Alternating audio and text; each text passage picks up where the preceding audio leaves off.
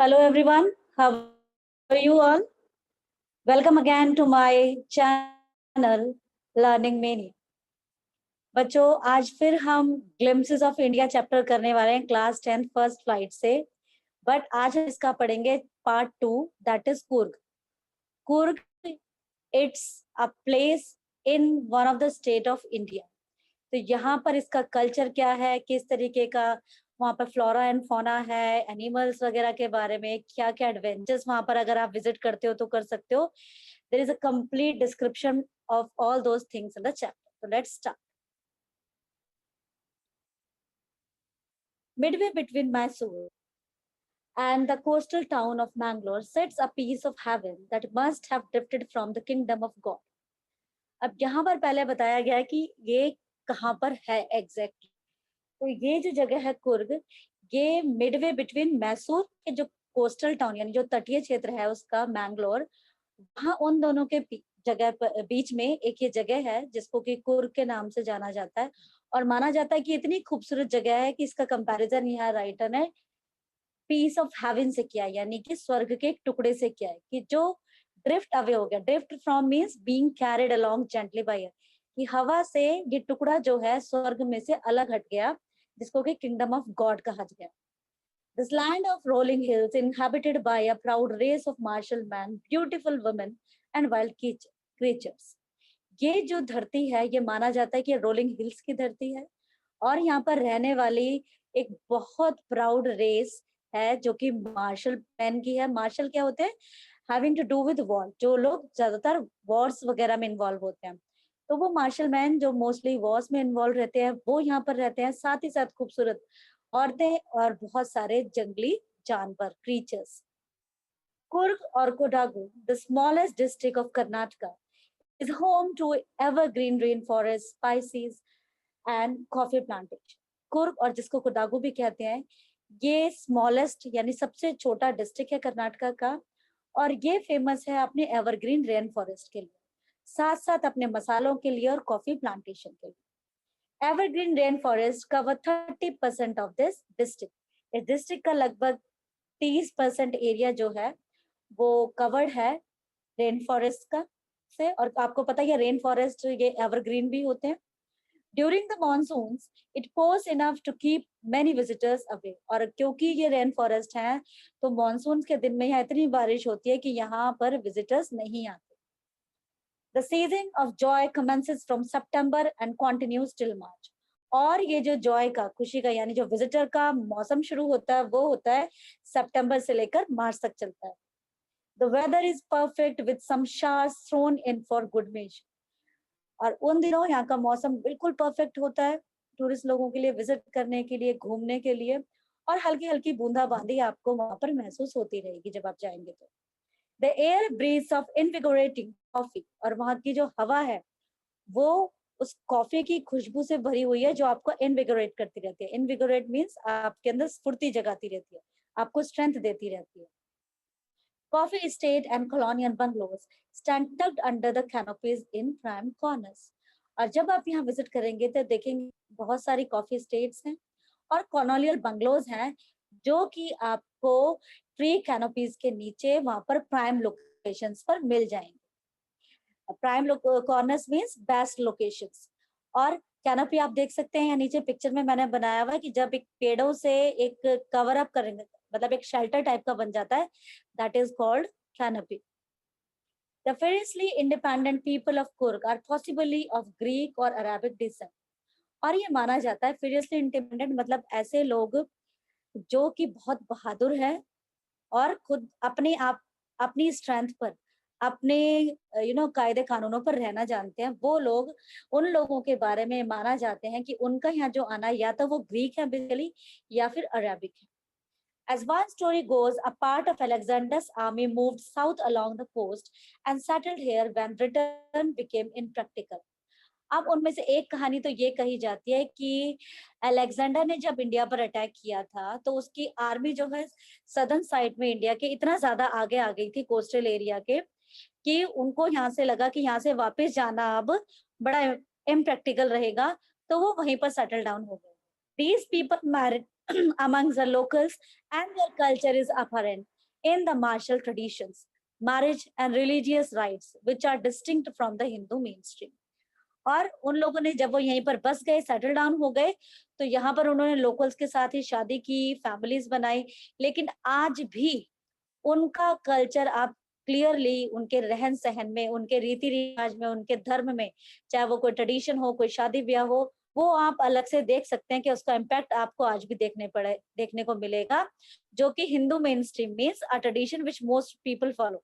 जो हम हिंदुइज्म, जो हमारी जिस तरीके से शादियां होती हैं, जो हमारा ट्रेडिशन है, उसमें से कुछ अलग आपको इन लोगों का कल्चर आज भी अपेरेंटली देखने को मिल जाएगा।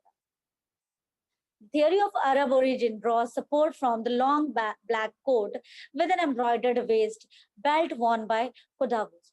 अब ये तो थी ग्रीक कहानी। अब जो दूसरी कहानी ये माना जाता है, जो थियोरी है कि ये अरेबियन हो सकते हैं, क्यों? क्योंकि जो इनका पहनावा है, ये एक बड़ा सा लंबा कोट पहनते हैं और उसको सपोर्ट करने के लिए एक एम्ब्रॉयडर्ड बेल्ट लगाते हैं अपनी कमर पर। तो ये कोडावुस द्वारा पहना जाता है। तो इस पहनावे की वजह से माना जाता है कि maybe those are Arabic people. Known as kufia, it resembles a kufia worn by Arabs and the Kurds. और ये जो इनका ड्रेस है, वो कुफिया के नाम से जाना जाता है, जो कि अरब पीपल पहनते हैं और उनके पहनावे को कुफिया कहते हैं। Kurgi homes have a tradition of hospitality, and they are more than willing to recount numerous tales of valor related to their sons and fathers. और जो कुर्गी है वो बहुत अच्छी हॉस्पिटैलिटी है उनकी, आप उनकी मेहमान नवाजी को आप देखेंगे तो यू विल बी इम्प्रेस्ड। और साथ ही साथ वो हमेशा विलिंग रहते हैं कि जो उनके पास अनगिनत कहानियां हैं अपने वेलर की। Valour means tales of valour, यहाँ मैंने नीचे लिखा भी है, stories of courage and bravery usually in war. कि किस तरीके से, आपको जैसे मैंने पहले बताया था कि फीरियसली इंडिपेंडेंट लोग थे, मार्शल मैन है यानी वॉर से रिलेटेड मैन है, तो वो उन्होंने वॉर में किस तरीके से अपना स्ट्रेंथ, अपना करेज, अपनी ब्रेवरी दिखाए, वो हमेशा रेडी रहते हैं उन अनगिनत कहानियों को आपसे सुनाने के लिए, चाहे वो उनके बच्चों की हो और चाहे फादर यानी पूर्वजों की। The Kurg regiment is one of the most decorated in the Indian army, and the first chief of the Indian army, General Karyappa, was a Kurgi. अब ये माना जाता है कि जो कुर्ग रेजिमेंट है, ये इंडियन आर्मी में बहुत अलग अलग रेजिमेंट्स होती है, पंजाब रेजिमेंट, बिहार रेजिमेंट, तो ऐसे ही एक कुर्ग रेजिमेंट भी, और माना जाता है कि ये सबसे ज्यादा डेकोरेटेड रेजिमेंट है। डेकोरेटेड में यहाँ पर मतलब है कि these people have received maximum numbers of awards specially for bravery in war. तो सबसे ज्यादा ब्रेव लोग यहाँ इस रेजिमेंट में पाए जाते हैं। और जो पहला चीफ था इंडियन आर्मी का, वो भी एक कुर्गी था जिनका नाम था general Cariappa. Even now, Kodavos are the only people in India permitted to carry firearms without a license. और आज के समय में भी आप ये देख सकते हैं कि हिंदुस्तान में, आपको पता होगा कि if you want to keep कोई वेपन आप रखना चाहते हैं तो उसके लिए आपके पास लाइसेंस होना चाहिए। लेकिन जो कुर्गे लोग हैं, ये अकेली एक ऐसी रेस है इंडिया में जिनको की फायर आर्म्स रखने का लाइसेंस रखने की जरूरत नहीं है। अगर वो फायर आर्म्स रखते हैं अपने साथ, वो बिना लाइसेंस के अपने पास रख सकते हैं। तो यहाँ पर अब पता चलता है कि वो कितना, दोज पीपल आर कि रिच इन स्ट्रेंथ और हॉस्पिटेबल है, यानी आपकी मेहमान नवाजी बहुत अच्छे से करेंगे। The river Kaveri obtains its water from the hills and forest of Kur. जो यहाँ की मेन नदी है कावेरी, वो अपना पानी कुर के हिल से और फॉरेस्ट से वहां पर मिलता है। Mahseer a large fresh water fish abound in these water, और महाशीर नाम की जो बहुत बड़ी फ्रेश वाटर फिश है, वो यहाँ पर इसी यहाँ के ही पानी में यानी कावेरी में एग्जिस्ट करती है, पाई जाती है। Kingfishers dive for their catch while squirrels and langurs drop partially eaten fruit for the mischief, enjoying the splash and the ripple effect in the clear water. अब किंगफिशर जो है बर्ड होती है, वो यहाँ पर अपना, आपको पता है कि वो ऐसी बर्ड है जो कि डाइव करती है वाटर में और वहां से फिश कैच करती है अपने खाने के लिए। तो किंगफिशर यहाँ के पानी में आपको डाइव करती हुई नजर आएंगी, चाहे, और फिर उन्हीं और साथ साथ क्या है जो दूसरे एनिमल्स हैं लाइक स्क्विरल्स और लंगूर्स, वो जानबूझ के कुछ आधा खाया हुआ कोई भी फ्रूट जो है जान के पानी में फेंकते हैं, ताकि वो उसकी स्प्लैश को जो आवाज आती है उसको, और जो रिपल इफेक्ट होता है किसी भी चीज के डाले जाने से पानी में, उसको एंजॉय करें। You can just see that ripple effect I have pasted a picture here. ये होता है रिपल इफेक्ट, जब कोई चीज हम पानी में डालते हैं तो उससे जो ये वेव सी बन के आती है। Elephants enjoy being bathed and scrubbed in the river by their mouth. और जो एलिफेंट्स हैं वो यहाँ वो एंजॉय करते हैं कि जब उनके माउथ यानी कि उनको टेक केयर करने वाले लोग उस रिवर में उनको अच्छे से नहलाते हैं और स्क्रब करते हैं। The most laid back individuals become converts to the life of high energy adventure with river rafting, canoeing, rappelling, rock climbing and mountain biking। अब ये कहा जाता है कि most laid back individuals, laid back होते हैं वो जो लोग जो रिलैक्स रहते हैं, हम कह सकते हैं कुछ लेजी टाइप के लोग जिनके अंदर ज्यादा स्ट्रेंथ नहीं होता, वो भी यहाँ पर आके कन्वर्ट हो जाते हैं उन लोगों में, यानी कि एक तरीके से एनर्जी आ जाती है, स्ट्रेंथ आ जाती है उनके अंदर, क्योंकि यहाँ के एडवेंचर्स ही ऐसे हैं। एडवेंचर्स यहाँ बताए हुए हैं, रिवर राफ्टिंग है, कैनोइंग है, rappelling, rock climbing and mountain biking. I will show you some pictures related this. ये देख सकते हैं आप, ये राफ्टिंग होती है, किस तरीके से लोग एक बोट में बैठ के वहाँ पानी में चला रहे हैं। Then the second one is canoeing, ये छोटी छोटी सी पॉइंटेड बोट्स होती हैं। फिर रैपलिंग एक तरीके से माउंटेन क्लाइंबिंग की तरह होती है, आप किसी रोप के सहारे से कर सकते हैं। फिर है माउंटेन बाइकिंग, ये तो इजी है, आपको पता ही होगा, बाइकिंग मीन्स साइकिलिंग करना माउंटेन्स में। तो ये सब वहाँ के एडवेंचर्स हैं जो कि अगर कोई ऐसा व्यक्ति है जो कि बहुत लेजी है, जिसे कि अ, जिसके अंदर स्ट्रेंथ नहीं है, वो भी यहाँ पर अपने आप को फुल ऑफ स्ट्रेंथ फील कर सकता है इन एडवेंचर्स के through. Numerous walking trails in this region are a favorite with trekkers। और यहाँ पर ये एक ट्रैकर्स के लिए भी एक फेवरेट जगह है, क्योंकि बहुत सारे ट्रेल्स बन गए। ट्रेल्स क्या होता है? ऐसा रास्ता जो कि वॉकिंग करने से क्रिएट होता है, तो ट्रैकर्स के लिए वो ट्रेल्स भी वहां पर हैं और ये फेवरेट है जगह उन लोगों के लिए। Birds, bees and butterflies are there to give you company. और हर जगह आपको बर्ड्स, बीज और बटरफ्लाइज मिलेंगी जो आपके थ्रू आउट द जर्नी वहां पर जो आप विजिट कर रहे हैं आपका साथ देंगी। Macaques, Malabar squirrels, langurs, and slender lories keep a watchful eye from the tree canopy। और अब ये वहां पर जो दूसरे क्रीचर्स हैं, जो दूसरे एनिमल्स हैं, मैं आपको दिखाती हूँ। मैक्स है, मकैक्स एंड स्लैंडर लॉरीज। ये देखिए मकैक है, स्लैंडर लॉरीज है। यहाँ आप देख सकते हैं महाउस किस तरीके से एलिफेंट्स को नहला रहे हैं, यहाँ स्क्रबिंग कर रहे हैं। तो ये डिफरेंट काइंड ऑफ क्रीचर्स भी आपको वहाँ मिल जाएंगे ट्री कैनोपी। और ये ऐसे एनिमल्स हैं जो कि ट्रीज पर रहते हैं, तो वो ट्री कैनोपी में से झांकते हुए आपको ऐसा लगेगा कि आपके ऊपर नजर रख रहे हैं। I do however prefer to step aside for wild elephants.